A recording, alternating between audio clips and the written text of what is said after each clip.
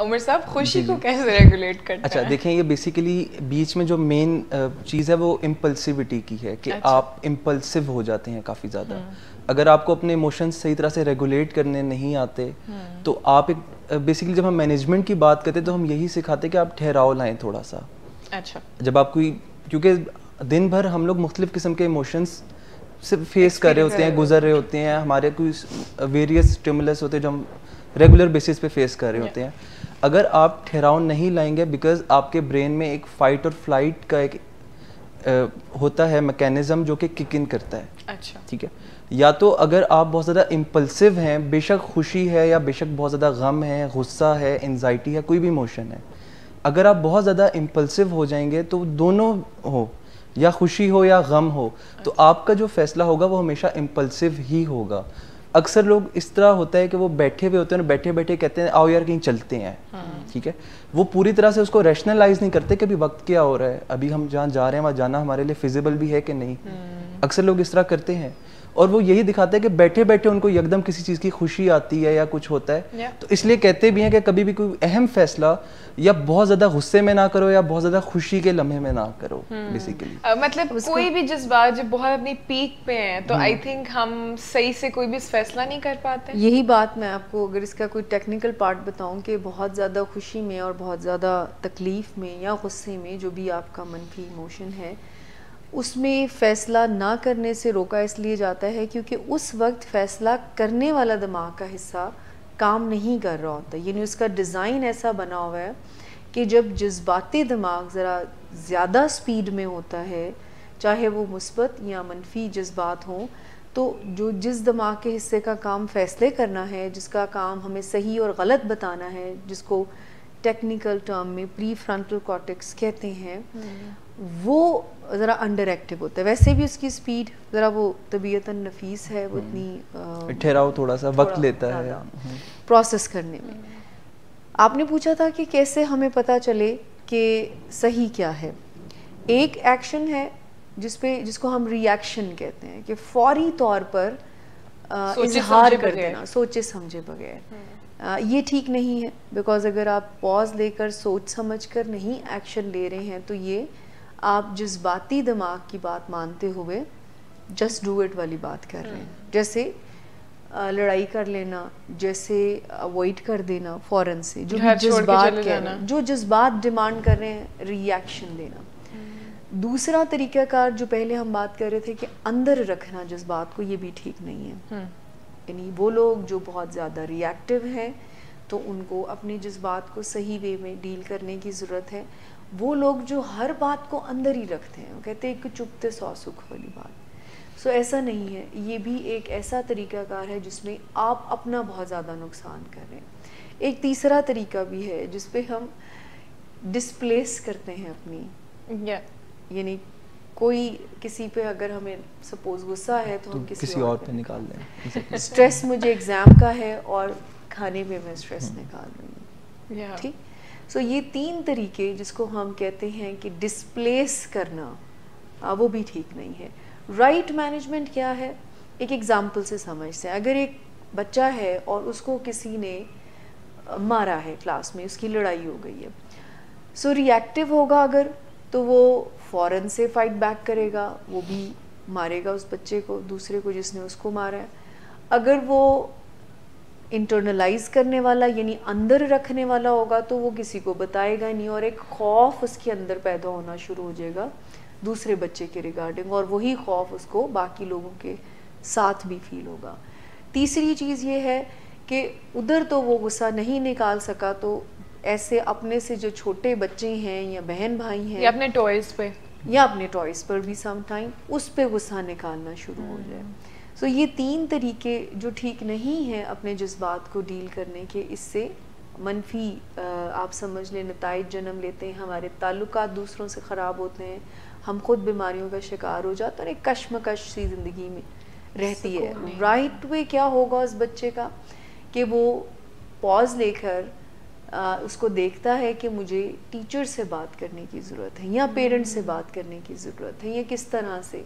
سو یہ جس کو کہتے ہیں نا ریگولیٹ کر کے اپنے جذبات کو اس نے نگلیکٹ بھی نہیں کیا اور اپنے جذبات کو صحیح وے میں مینج بھی کرنا سیکھا اس نے.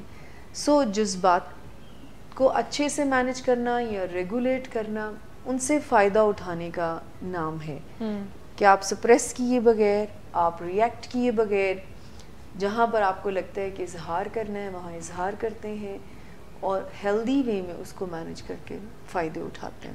عمر صاحب آپ کچھ ایڈ کرنا چاہیں گے؟ جس طرح مینجمنٹ کی بات ہو رہی ہے تو اس میں سب سے پہلے تو یہ کہ آپ کو اپنے ایموشنز کے بارے میں اویئرنیس ہونی چاہیے کہ آپ ایک پرٹیکولر ٹائم پہ کون سے ایموشن اس وقت ایکسپیرینس کر رہے ہیں, کیا آپ فیل کر رہے ہیں. سب سے پہلی بات تو یہ ہے, جب آپ جان جائیں گے کہ اس وقت مجھے غصہ آیا ہوا ہے یا اس وقت میں دکھی ہوں, بیسیکلی جس طرح ہم پہلے بات کر رہے تھے کہ ہم اس کو ووکلائز نہیں کر پاتے, ہمیں نام نہیں آ رہے ہوتے دینے.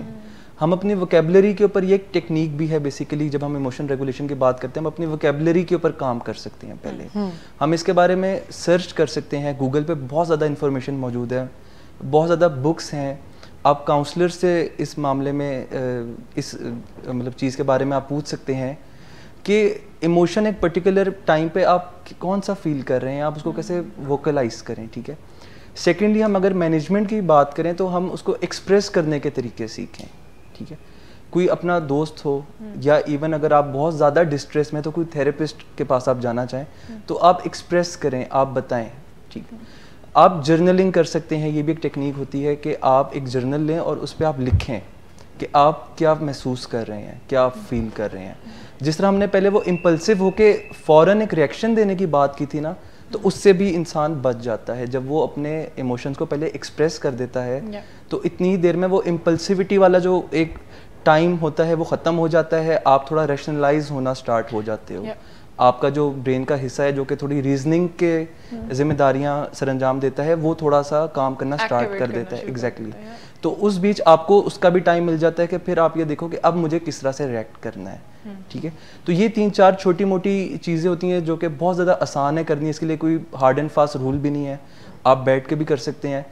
جتنی زیادہ کانشیس اویئرنیس اپنے ایموشنس کے بارے میں آپ کی ہوگی اتنا بہتر آپ اس کو ریگولیٹ کر سکیں گے. اچھا, یعنی آپ اپنے جذبات کو نام دینا جس کو کہتے ہیں, جو ہم شروع میں بھی تھوڑی بات کر رہے تھے کہ اگر آپ یہ محسوس کرتے ہیں کہ میرا موڈ اچھا نہیں ہے تو وہ کیا موڈ ہے, کیا آپ کو غصہ ہے, کیا آپ کو دکھ ہے یا رنج ہے, تکلیف ہے, بے چینی ہے, تو آپ اس کا نام دیتے ہیں. ایموشنل اویئرنیس اس کو بولتے ہیں کہ آپ اپنے آپ سے اپنی کیفیت سے اویئرنیس کریٹ کرتے ہیں. پھر اس کو ایموشنل ریگولیشن کے لیے سمپل سا ایک رول بتایا جاتا ہے کہ ٹریگر اور رسپانس کے درمیان میں گیپ کو انکریز اگر کر لیا جائے. دیکھیں, اگر مجھے کسی بات سے کوئی میرا ایموشن اپ اینڈ ڈاؤن ہوا ہے, ایدر پازیٹیو اور نیگیٹو, تو اس کا رد عمل دینے سے پہلے میں اگر ٹھہرنے کی اسکل اپنے اندر پیدا کر لوں, یعنی یہ ہم آج سے سیکھنا شروع کریں کہ جب بھی میں جذباتی کیفیت میں ہوں تو میں پاز لے کر, رک کر اپنے رسپانس پہ غور کرنا, یہ اسکل اگر ہم ایڈ کر لیں تو یہ ایموشنل ریگولیشن کریٹ کرتی ہے. کیونکہ ٹیکنیکلی تو وہی بات ہے نا کہ جذباتی دماغ آؤٹ آف کنٹرول ہوا اور سمجھدار دماغ کام کرنا بند کیا, تو گیپ ان دونوں کی آپ سمجھ لیں ورکنگ کو بہتر کرے گا.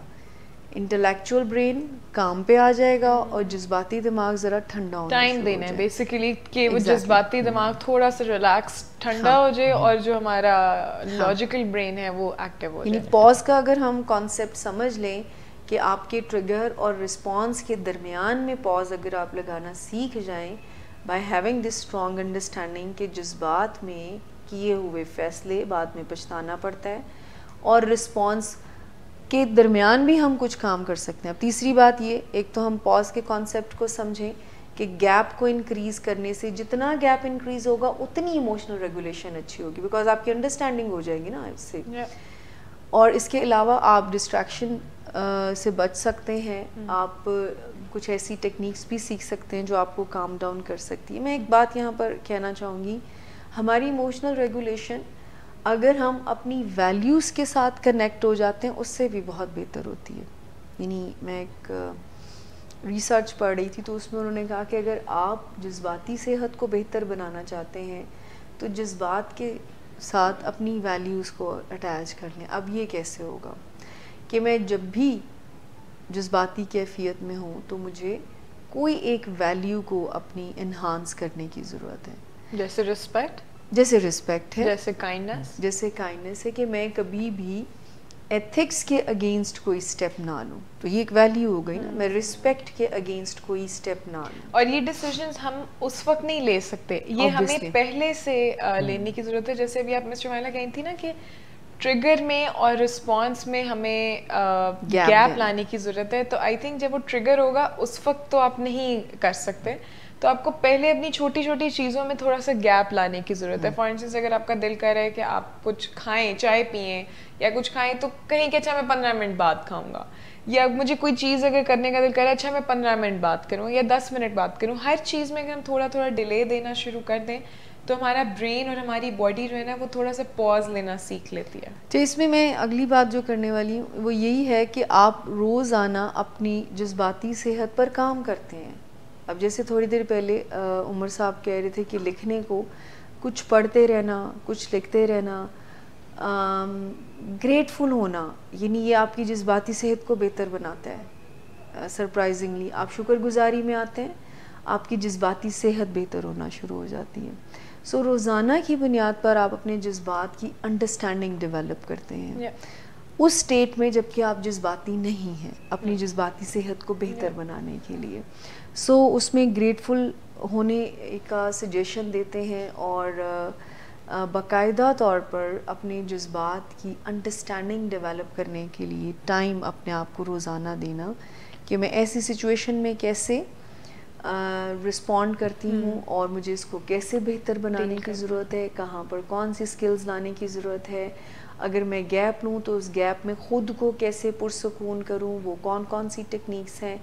میڈیٹیٹ کرنا ڈیلی بیسس پر, ڈیپ بریدنگ کرنا ڈیلی بیسس پر ہماری جذباتی صحت کو بہتر بناتا ہے. ایسا میوزک یا ایسے لوگوں سے بات کرنا جن سے ہمیں سکون اور اطمینان ملتا ہے, وہ بھی ہماری جذباتی صحت کو بہتر بناتا ہے.